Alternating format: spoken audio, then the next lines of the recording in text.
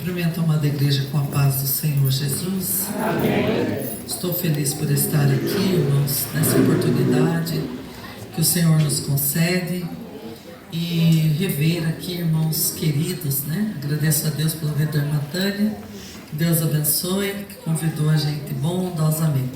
E rever todas as irmãs dessa igreja, as irmãs do campo de Pinhais. Eu vou estar com vocês no congresso, acho que em setembro. A irmã entrou em contato comigo, e se era surpresa, vocês me perdoem desde já, tá? Queridos, abram as vossas Bíblias, na segunda carta de Paulo aos Coríntios, aonde está o tema, capítulo 5, versículo 17. Segundo aos Coríntios, capítulo 5, versículo 17. Diz assim a palavra do Senhor, e esse é o tema que as irmãs escolheram para essa festa. Diz assim: assim que, se alguém está em Cristo, nova criatura é. As coisas velhas já passaram, eis que tudo se fez novo. Podeis assentar, por favor. Louvado seja Deus. Aleluia. Eu estava meditando na palavra do Senhor e o Senhor me levou, em um momento em que eu orava, o Senhor me levou a uma passagem bíblica para que pudesse transmitir no dia que o Senhor me deu, que eu estava orando. Eu não sabia que essa mensagem era para essa noite, mas eu guardei essa mensagem, e quando eu perguntei ao Senhor qual mensagem eu deveria pregar, Ele me lembrou dessa mensagem, e eu quero compartilhar ela com os irmãos nessa noite. Nós estamos falando das pessoas que têm um encontro com Cristo. Nós estamos falando das pessoas que, quando se aproximam de Jesus, são uma nova criatura. E nós vamos ver isso na palavra de Deus, queridos, desde o Gênesis, desde quando o homem ele tem o seu primeiro contato com o Senhor, e eu já preguei isso aqui, quando ele é feito à imagem e semelhança do Senhor, lá no Éden, e ele passa a ter então uma comunhão com Deus diária, aonde o Senhor ele passa a conversar com o homem de uma forma muito próxima, muito íntima. Mas o homem então acaba cometendo erros lá no Éden, e diante desse erro que faz com que o homem caia em pecado diante de Deus por desobediência a Deus, nós vamos ver o desenrolar da história humana, aonde o homem por si só, ele passa a colher determinados espinhos e abrolhos, como o Senhor havia falado para Adão, que por causa do pecado, ele teria no meio da sua colheita espinhos e abrolhos. E esses espinhos e abrolhos a humanidade veio colhendo, e a gente vem colhendo até hoje. Não tem como a gente escapar desses espinhos no meio da nossa colheita.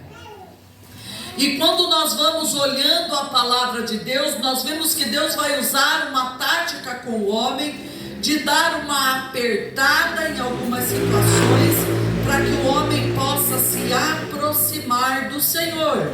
Porque quando as coisas estão, tudo está indo tudo bem, a tendência é que o homem não se lembre do Senhor.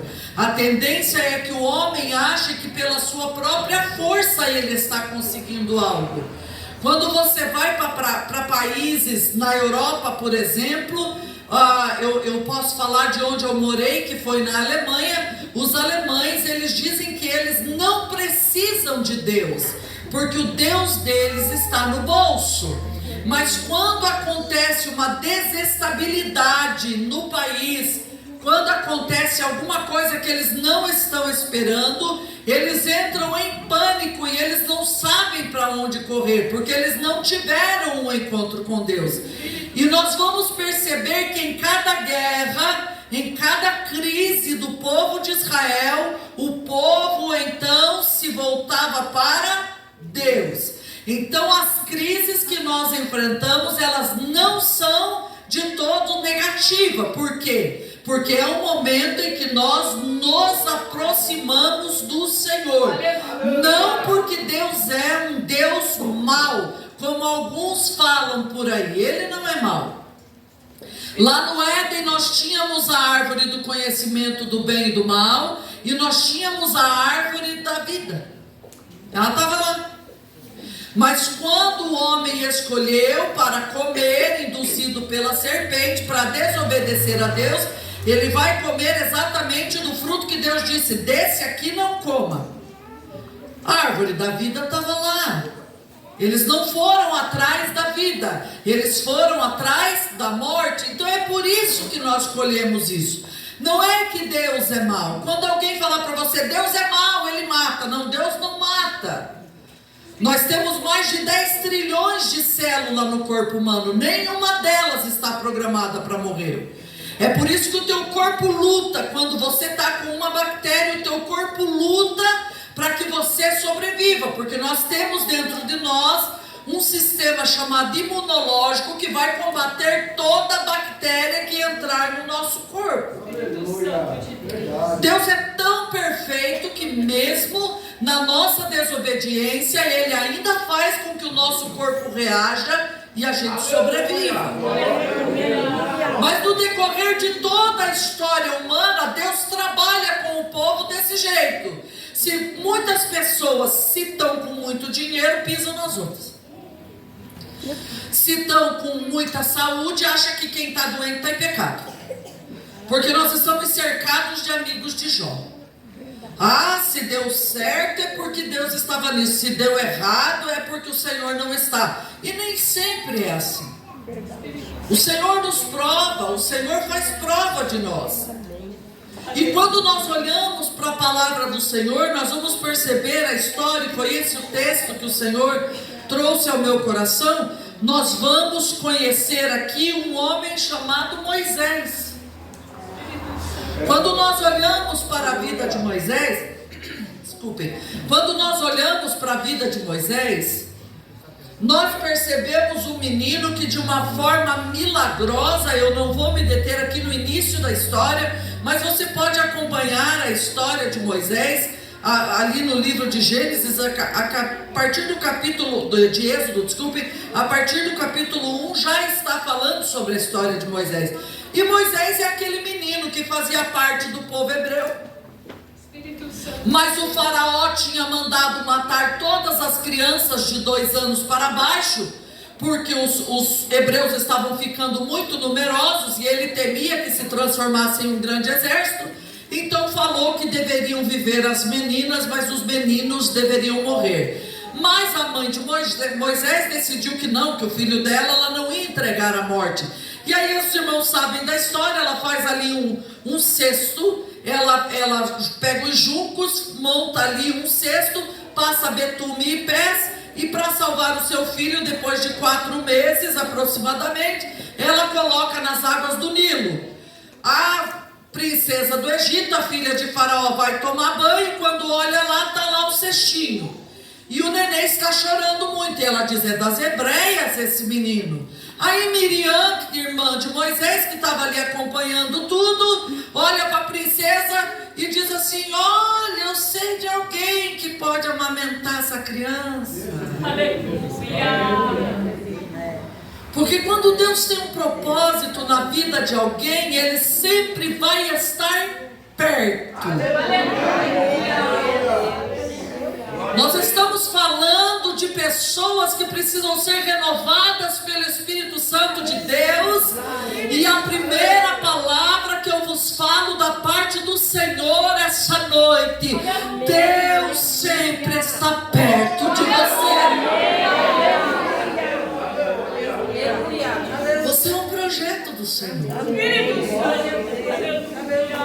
A ciência até ano passado achava que era uma corrida frenética dos espermatozoides para poder fecundar o óvulo. Assim, o primeiro que entrasse dentro do óvulo, a gente dava origem à vida.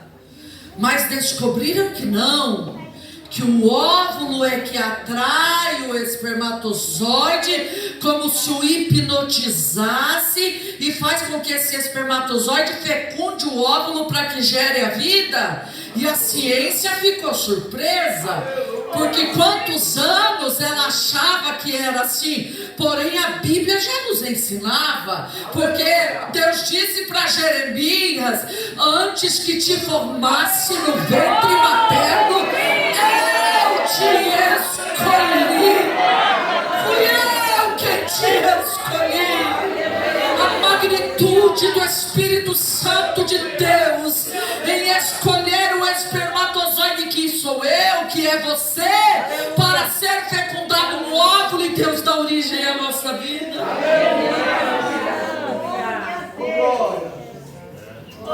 Se Moisés estivesse vivo no tempo de Jeremias, ele saberia talvez disso, já que Bete saberia disso, né? Porque Deus disse para Jeremias: antes que eu te formasse no ventre, eu te escolhi.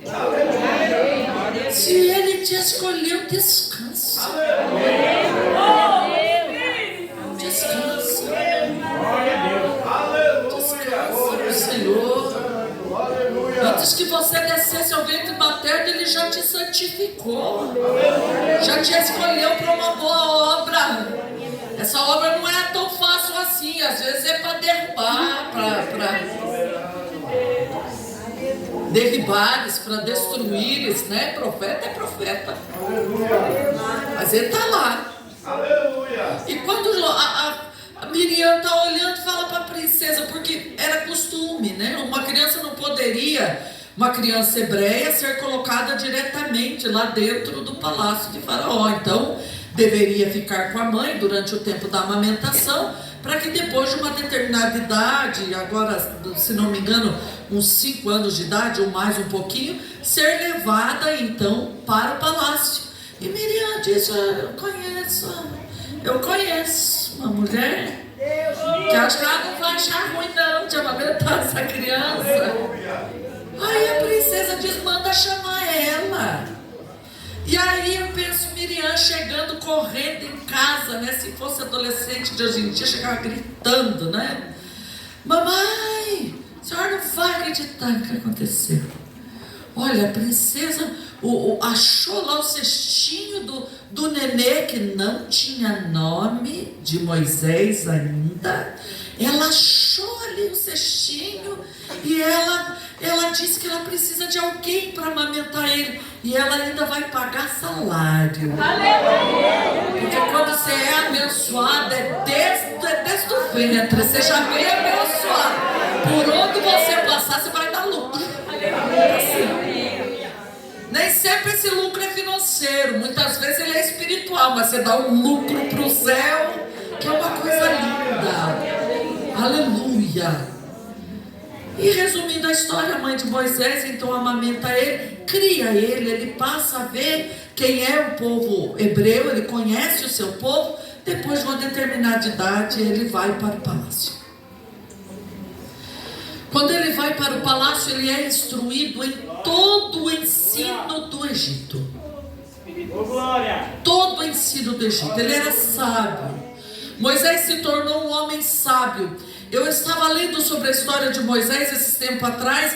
Moisés dominava o ramo da engenharia. É assim que os historiadores hebraicos registraram, né? Ele tinha um domínio sobre a engenharia. Ele comandava povos, soldados. Ele estava em frente de batalha. Ele era multitarefas. Não tinha o que Moisés não entendesse. Não tinha. Aleluia. Porém um dia, quando ele já é um homem formado, está lá nos seus 40 anos de idade aproximadamente, ele sai, e quando ele sai para andar, o povo hebreu estava trabalhando para os egípcios. Quando ele sai, ele vê ali um hebreu e um egípcio brigando. E ele então mata o egípcio e esconde o egípcio na areia. No outro dia, tem dois hebreus brigando, se desentendendo. E ele fala: meus irmãos, não é bom que vocês façam isso. E aquele hebreu olha para ele e diz assim: quem vai te colocar como juiz sobre nós? Você vai fazer com a gente como você fez com o egípcio? E como o faraó ficou sabendo disso e queria matar ele, o que ele faz? O que todo mundo faz quando está com medo: foge para o deserto. Elias fez isso. Depois de vencer 850 homens, que eram os profetas de Baal e os de Azera, que eram o pós-ídolo, depois de vencer 850 homens, ele recebe a palavra de uma mulher chamada Jezabel. Isso entra na mente dele e ele corre para o deserto. Nós temos tendência a correr para o deserto. Quando as coisas não estão bem, nós corremos para o deserto. Quantas vezes você já quis ficar quietinho no teu canto, sem conversar com ninguém? Quantas vezes isso já aconteceu comigo? Que tem hora que a gente diz assim: Senhor, o Senhor tem certeza que é eu a pessoa que o Senhor quer usar? O Senhor tem tanto vaso, por que o Senhor não usa tanto vaso? O Senhor tem certeza que é eu? Porque a gente quer deserto, a gente quer um pezinho de zimbro. Se você achar um pezinho de zimbro, às vezes o pezinho de zimbro é a tua cama. Você quer deitar ali, e ali você começa a ter um diálogo com Deus. Senhor, não sei por que eu estou vivendo, não preciso viver mais. Eu não preciso, Senhor, para mim, se o Senhor quiser levar a minha vida hoje, o Senhor pode já levar a minha vida. Eu não preciso viver mais. Deus de poder e glória. Moisés fugiu. A Bíblia não diz que ele fez isso, né? Isso quem fez foi Elias. Mas Moisés fugiu para o deserto. Ele fugiu até chegar na terra de Midian. Quando ele chega na terra de Midian, tem as moças que vêm para pegar água, e alguns homens vêm para cima daquelas moças, e ele defende elas, e elas conhecem ele, percebem que ele é um homem egípcio, por causa da sandália que ele tinha nos pés. As sandálias que os príncipes usavam era diferente da sandália que o restante do povo usava. E ela olha na sandália dele e imediatamente elas identificam que ele era um moço egípcio. E elas vão contar para o pai delas, e o pai delas manda chamar o rapaz que defendeu elas. E é tão engraçado, porque Deus vai engenhando as coisas de uma forma, e a gente vai achando que é do acaso. Não tem nada do acaso. É Deus quem está guiando todas as coisas. Aleluia. Aleluia. Não é por acaso que Moisés estava ali no exato momento que as meninas vieram. De repente o Senhor sopra, o anjo do Senhor sopra no ouvido delas: buscar água. Sabe quando você está na tua casa que o Senhor diz assim: vai buscar a minha presença agora. E você está cheia de coisa para fazer, mas você, aquilo arde dentro de você. E quando você dobra o joelho, o Espírito Santo diz assim: eu já estava te esperando. Ou quando o Senhor fala para você fazer algo para alguém. Eu sei que a maioria dessa igreja já ouviu a voz de Deus. Nada é por acaso. Nada é por acaso. E Moisés, o rapaz ali chamado Moisés, porque é a princesa, né? O tirou das águas e falou: o nome dele vai ser Moisés, por quanto das águas o tenho tirado. E ele fala para elas o nome, e o pai delas diz: olha, eu quero que você fique aqui com a gente. E ele se casa então com uma das filhas daquele homem e passa a ser pastor de ovelhas. Ele passa a ser pastor de ovelhas. Todo o conhecimento da engenharia ele vai usar agora no cachorro. cajado que ele vai fazer para ver se o cajado é leve, é pesado. Porque toda sabedoria que ele teve, aparentemente não lhe serve de nada, mas vai servir. Tudo aquilo que a gente faz na presença do Senhor, nada é perdido. Nada é perdido. É interessante, irmãos, eu quero abrir um parênteses aqui, porque eu tinha, assim, de menina, um sonho de ser professora. Deus me fez professora. Quando eu era professora, que eu comecei a ministrar a palavra do Senhor, que eu preguei em Curitiba, eu tinha 21 anos de idade, já faz um bom tempo.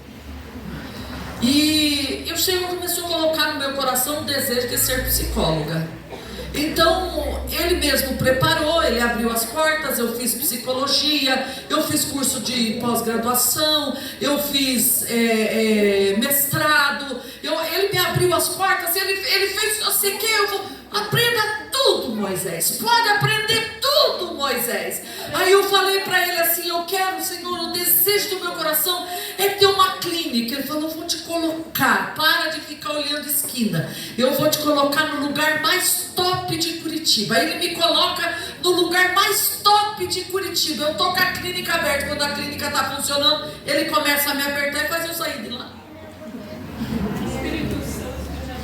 E aí eu falo para ele, o que o Senhor quer? Ele falou, pega toda a tua experiência, monta um grupo de mulheres chamado M31. Eu falei, o que é isso? Ele, mulheres de Provérbios 31. Você vai se reunir com essas mulheres daqui de Almirante Tamandaré para estudar Provérbios 31. Você vai ensinar elas tudo aquilo que eu te dei e a minha palavra sem cobrar um centavo. E aí eu penso, mas que loucura é essa? Deus, é interessante porque meu pai sempre fala isso, o Deus de Moisés é o nosso Deus, ele não mudou. O Deus de Abraão é o nosso Deus, a gente acha que ele vai agir com a gente diferente, não vai. E eu tô lá com o grupo, comecei o grupo M31, começamos com 8 mulheres, o grupo M31, e as mulheres foram espalhando, e foram espalhando, e foram espalhando, fizemos um grupo no WhatsApp, e de vez em quando eu gravo uma mensagem e mando lá. Aí, há umas semanas atrás, eu gravei uma mensagem, coloquei lá no grupo, aí uma das moças que coordena junto comigo me mandou uma mensagem e disse assim, Lu, que você é usada por Deus, eu sei que você já sabe, mas você precisa ouvir isso. Essa moça não é crente, só para vocês saberem, a maioria lá não é crente, pastor. Deus não me mandou abrir grupo para crente, Deus me mandou abrir grupo para mulheres que não são crentes em Almirante Tamandaré. E uma das moças que coordena comigo não é crente, mas tem sede de Jesus e já está dentro. Ela nem sabe, mas ela já está dentro. E aí ela me mandou essa mensagem. Quando eu fui ouvir a mensagem, era uma mensagem de uma moça falando para ela assim, olha, eu preciso te falar algo. Eu já estava distribuindo as minhas coisas e eu ia tirar a minha vida. Eu falei para você que eu ia tirar a minha vida, mas de repente essa mulher mandou essa mensagem nesse grupo. Essa mensagem falou tanto comigo que eu entendi, eu preciso correr para Jesus, é isso que eu preciso fazer.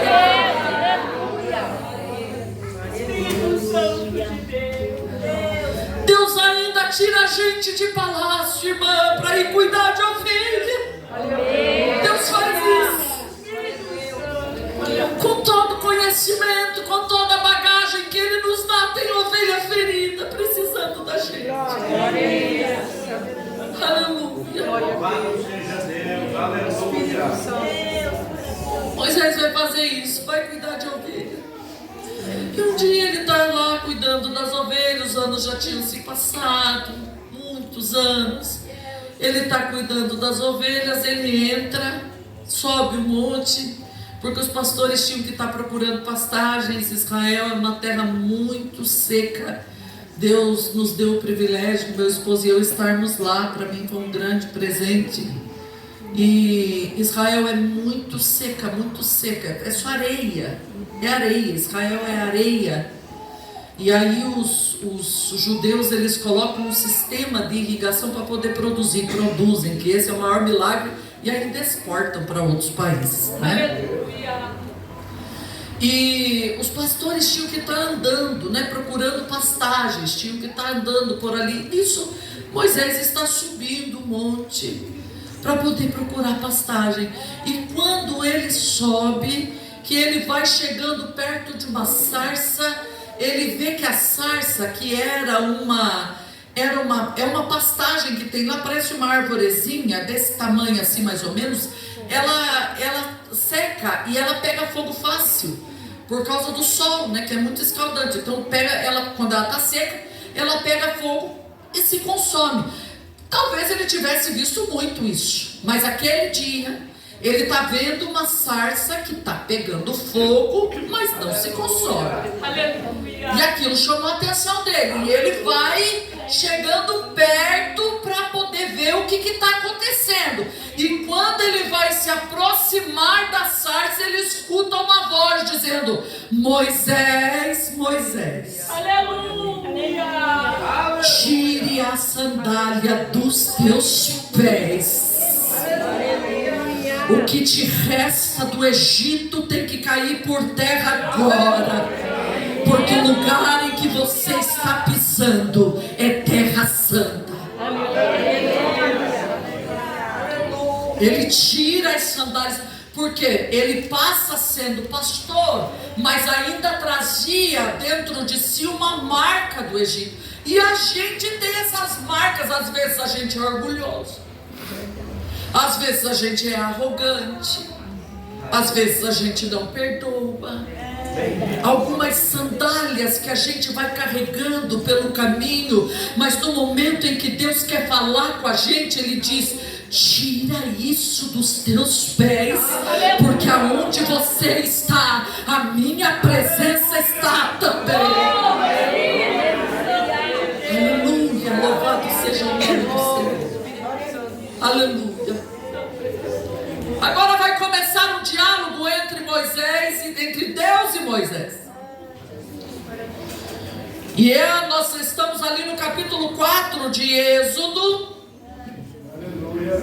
A partir do 3, na verdade, né, quando o Senhor começa a falar com ele na sarça ardente, o Senhor explica para ele esse fenômeno que está acontecendo e diz: Moisés, eu vou tirar o meu povo lá do Egito, Moisés. Eu vou arrancar eles de lá, porque o clamor deles tem subido até os meus ouvidos. Aleluia. Eu estou atento ao que está acontecendo com ele, Moisés, com eles lá. E Moisés, com certeza, nossa, que beleza, que bom, Senhor, que o Senhor está ouvindo. Então, Moisés, agora venha, que eu vou enviar você para ir lá. E agora vai começar uma sessão de autoconhecimento e conhecimentos de Deus aqui, como Moisés nunca tinha vivenciado durante o tempo em que a sua mãe ensinava ele. E eu preciso te dizer algo: as experiências que o teu pai passou na obra de Deus, e você acha que você já conhece Deus, você não conhece. O Senhor vai se revelar a você como se revelou a Moisés. Deus não tem netos, Deus tem filhos. E Ele vai falar conosco da forma que Ele quer, individualmente. Aqui, um por um, Ele vai estar falando e vai estar dando experiências para nós. Venha, Moisés, eu vou enviar você. O Senhor diz para ele: vem agora, pois eu te enviarei a Faraó para que tires o meu povo, os filhos de Israel, do Egito. E Moisés vai olhar para Deus e vai falar assim: quem sou eu que vá a Faraó e tire os filhos de Israel do Egito? Essa fala, se o irmão puder colocar para mim Êxodo capítulo 3 e o versículo 11. Êxodo 3 e 11, por favor. Quando Moisés diz: quem sou eu que vá a Faraó? Ele não sabe nem quem ele é. Há uma crise de identidade em Moisés. Sabe aquela pessoa que é perdida porque às vezes é criado num lugar, mandado para o outro, jogado para o outro, vai para um lado, vai para outro, não cria uma identidade? Eu atendo pacientes que dizem assim para mim: Lu, eu quando nasci, a minha mãe me rejeitou, aí eu fui criada com a minha avó, depois minha avó não pôde criar, foi uma tia que criou, depois a minha tia não queria saber de mim, eu tive que ir para casa de uma vizinha, depois na casa da vizinha eu tive que ir para um outro lugar, e essa pessoa não sabe quem ela é, porque não tem identidade. E a primeira coisa que Moisés faz é colocar diante de Deus esse grito: quem sou eu?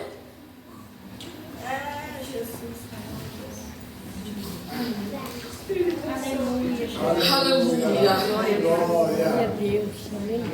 Moisés está gritando para Deus o que o salmista disse: que é o homem mortal para que te lembre deles.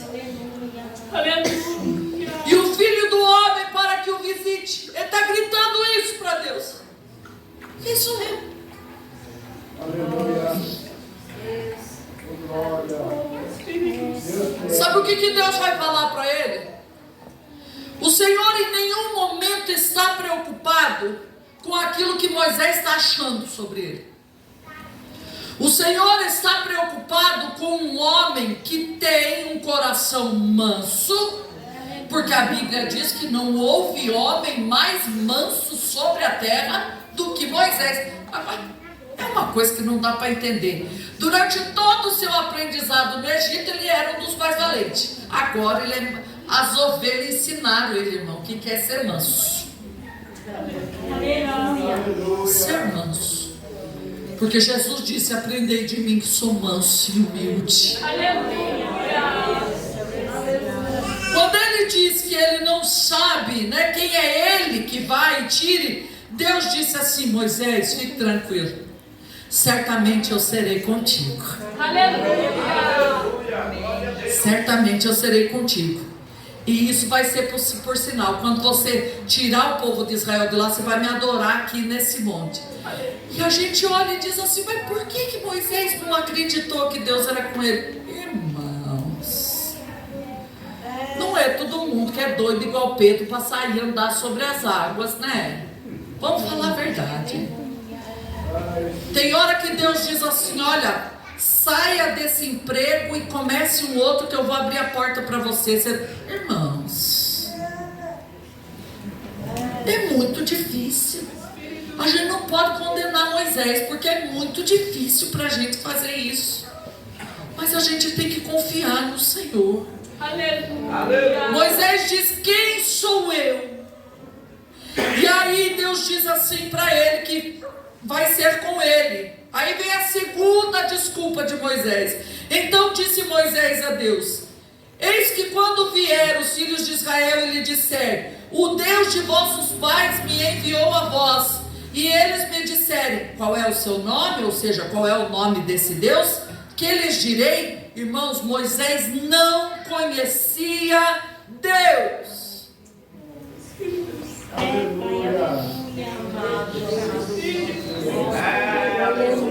Às vezes a gente vê uma pessoa sofrendo no meio do deserto, às vezes a gente vê uma pessoa com aparência de humilde, mas essa pessoa não teve uma experiência com Deus. E a gente precisa ter as nossas experiências com Deus. E você está vivendo uma fase das tuas experiências com Deus. E se você ainda não viveu, você vai viver as tuas experiências com Deus. O Senhor olha para Moisés e diz assim: Moisés, diga para eles que o grande eu sou o eu sou que te enviou a eles. Esse eu sou quer dizer: eu sou capaz de fazer qualquer coisa. Eu sou capaz de operar qualquer milagre. Eu sou capaz de resolver qualquer problema. Eu sou o grande eu sou. Aleluia. Aleluia.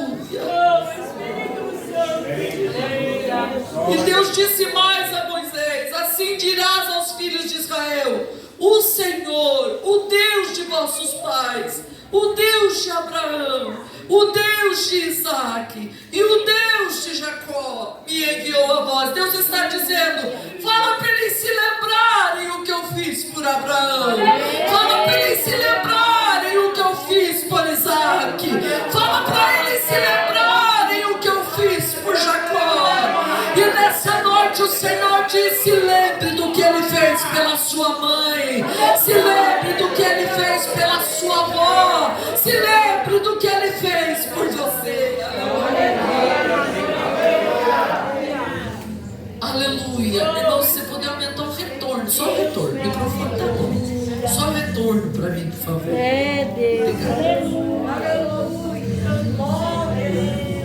A gente precisa lembrar.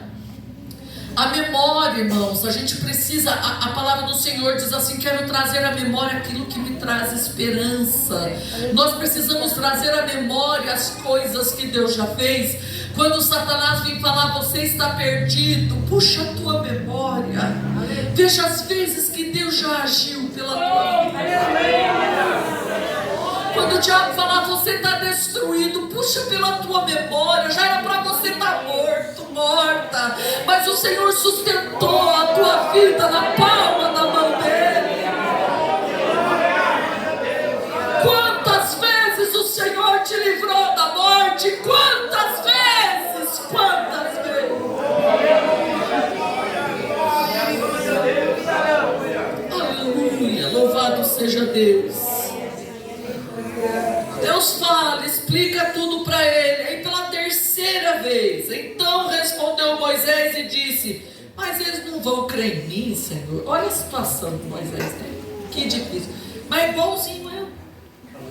Moisés é igualzinho eu. Ou eu sou igual a Moisés? Ele veio antes. É igualzinho você. Deus manda a gente fazer o carro, vou fazer prova para ver se é de Deus. Deus responde: vou fazer outra provinha. Fica de prova em prova. Faz 10 anos que você está fazendo prova. Então respondeu Moisés e disse: eles não me crerão, nem ouvirão a minha voz, porque dirão: o Senhor não te apareceu. Aí o Senhor vai falar para ele lançar no chão uma vara, se transforma em serpente. Aí ele pega na cauda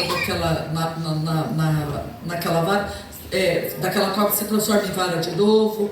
Aí ele questiona e coloca a mão no peito, depois sai leprosa, depois põe de novo, sai curado. E Deus disse: se eles não crerem nesses dois, você vai pegar água, vai derramar na frente dele, vai ser sangue.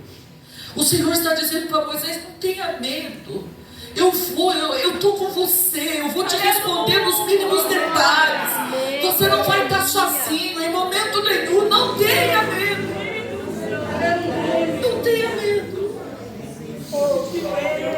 Aleluia. Aleluia. Quando Deus mandou a gente para a Alemanha, irmãos, no ano de 2001, eu tive uma visão com a Alemanha.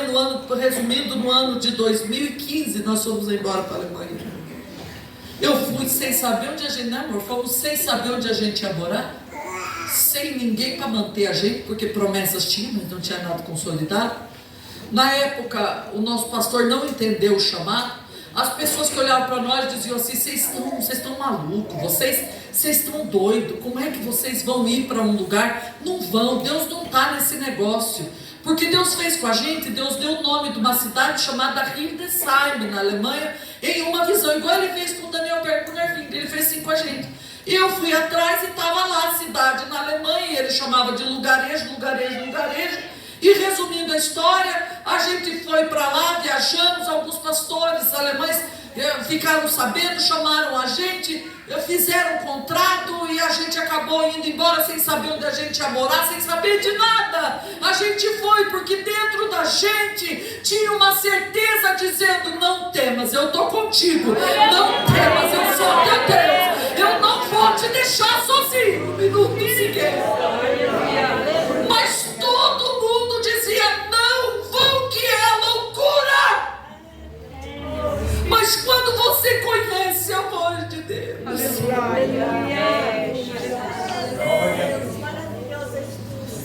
você sabe quem é o Senhor. Você não tem medo. Aleluia. Chegamos na Alemanha, fomos conhecer nossa casa. Nossa casa ficava em um lugarejo. E nesse lugarejo nós começamos a fazer culto. Alguns brasileiros diziam assim: os alemães não vêm, porque eles não gostam de tradução. No primeiro culto tinha 20 e poucos alemães dentro da nossa casa. E passaram a vir com uma sede de buscar a Deus, uma sede. Me chamaram para ir numa universidade, para me contar a visão que eu tinha tido, porque eles ficaram abismados. Como que Deus mostra Hildesheim para uma mulher na América do Sul? Então Deus ama eles. Olha como Deus ouviu o clamor deles. Aleluia. Deus vai usar pessoas como Moisés. Aí eu fui na universidade, tinha aproximadamente uns 60 jovens lá dentro. Convidei quem queria aceitar Jesus. O alemão não tem costume por dobrar o joelho. Eu falei: dobra o joelho aqui, aceita Jesus. No Brasil nós colocamos até a cara no chão para reconhecer que Deus é Senhor. Aqueles jovens, 8 jovens aceitaram a Jesus naquele dia. Aleluia. A gente fazia o culto em casa. O Ademir pregava e às vezes colocava as mãos sobre a cabeça dos irmãos ali. Eles sentiam, eles diziam: tem um terremoto dentro de mim, tem um terremoto. O Espírito Santo pegando eles dentro da nossa casa.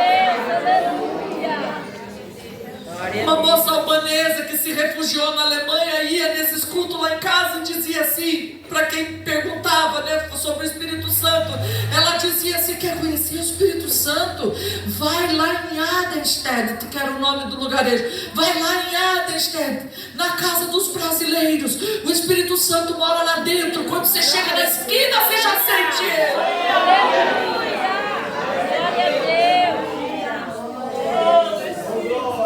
É para a glória do Senhor.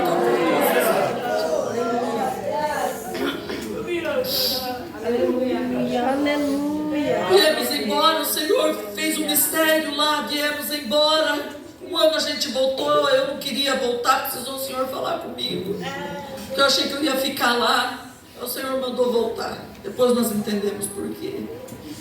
Quando chegou a pandemia, a irmã que nos traduzia me ligou e falou assim: Lucileia, eu estava entrando na eclesia, que é a igreja alemã onde a gente congregou. Ela falou: estava entrando na eclesia esses dias e uma moça veio correndo e falou para mim assim: ei, você era tradutora dos brasileiros? Ela falou: sim. Aí a moça falou assim: você ainda tem contato com a Lucileia? Ela falou: tenho. Aí a moça falou assim: então avisa ela que daqueles 8 jovens que ela ganhou para Jesus, hoje nós temos uma turma, que aqueles foram ganhando outros e ganhando outros. Nós temos uma turma grande de jovens que estão ganhando jovens para Jesus. E se a gente não vai? E se a gente não vai? Porque as pessoas não entendem. É você quem tem que conhecer a voz do teu Deus.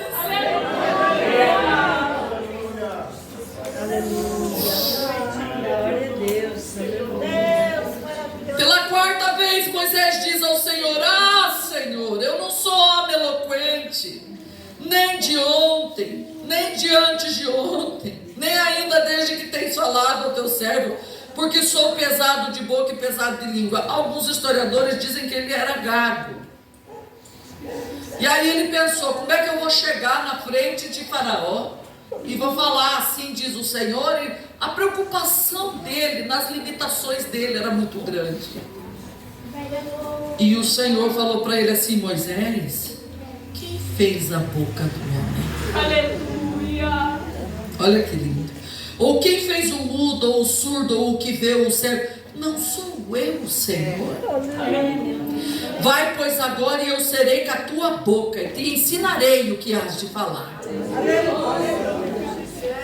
Não importa quais são as tuas limitações, o Senhor te usa do jeito que você é. Foi Ele quem te fez. Não existe desculpas para fazer a obra do Senhor. E aí, pela 5ª vez, Moisés diz assim: ah, Senhor, manda outro em meu lugar. E por que Moisés queria que Deus mandasse outro no lugar dele? Porque ele havia cometido um assassinato no Egito. O Egito lembrava um lugar de fracasso. Nós não gostamos de voltar no Egito.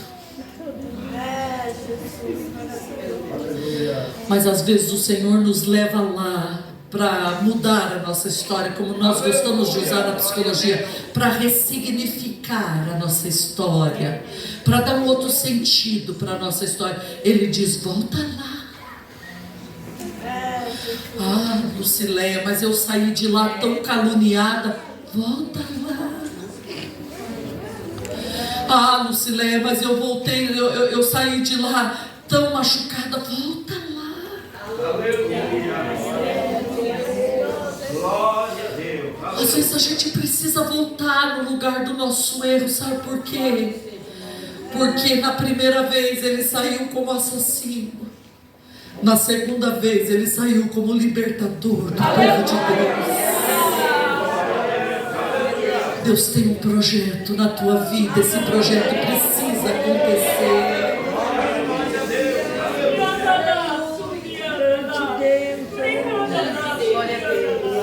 Ele precisa acontecer. O Senhor disse: ó, Arão já está vindo no teu encontro. Vai encontrar ele, já está vindo pelo deserto para te encontrar. Porque Deus sempre tem um Arão que vai encontrar a gente no deserto. Deus sempre tem. Aí o Senhor fala: vai, você vai falar para ele como se fosse Deus, porque eu vou conversar com você, porque o chamado é dele. Eu vou falar com você, você fala para Arão e Arão fala. Arão é a tua voz e você é como Deus para ele. E assim Moisés volta para o Egito. E o resultado disso é a libertação do povo de Deus, que viviam como escravos e agora estavam libertos para ir à terra que manava leite e mel. Isso é tão verdade que hoje o povo de Israel está sobre essa terra, né? A terra onde está Israel, a Palestina, a terra dos Jebuseus, dos Heteus, ali. Mas sabe o que é mais lindo, irmãos? Quando Jesus Cristo está lá no Getsêmani, que os homens chegam para prendê-lo. Jesus está passando pelo deserto, por um momento difícil. Lá no Getsêmani, deserto no modo de dizer, né? Mas ele está lá no Getsêmani, suou gotas de sangue, chegou Judas com um beijo para o trair, aqueles homens com paus nas mãos para o prender. Quando ele chega, dizem assim: nós viemos buscar. Ele fala: quem vocês estão buscando? Eles falam: nós estamos buscando a Jesus o Nazareno. E Jesus olha e diz: eu sou.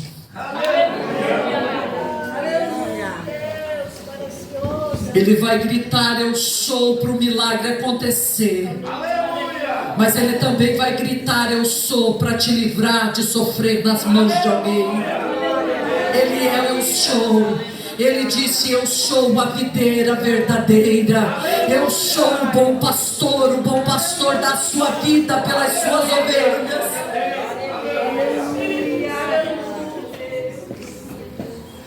E nessa noite, o Senhor quer fazer algo extraordinário aqui. Eu quero convidar vocês a estarem em pé.